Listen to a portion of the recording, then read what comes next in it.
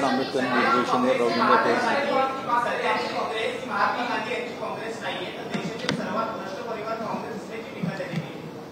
आता भ्रष्टाचाराचे सरदार कोण आहे तर त्याचं उत्तर आता पहिल्या वर्गाचा पोरगा देईल नरेंद्र मोदी सांगते। तुल्याने या देशामध्ये भ्रष्टाचारी सगळे लोक जमा करून देशभरातले आपल्या पक्षामध्ये घेतलेत ना। आम्हाला पण सोपं केलं। सरकार तर येणार, महाराष्ट्रातल्या निकालाच्या नंतर केंद्रातलं नरेंद्र मोदीचं सरकार पडणार आणि हे जेवढे भ्रष्टाचारी जमा करून ठेवलेत नरेंद्र मोदी सहित यांना आम्ही पिसिंग करू। मग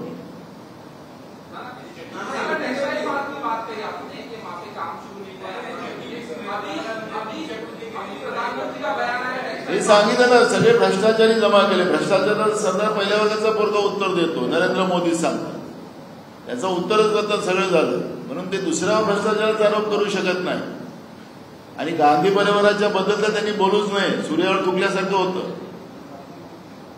निस्वार्थ परिवार आहे गांधी परिवार।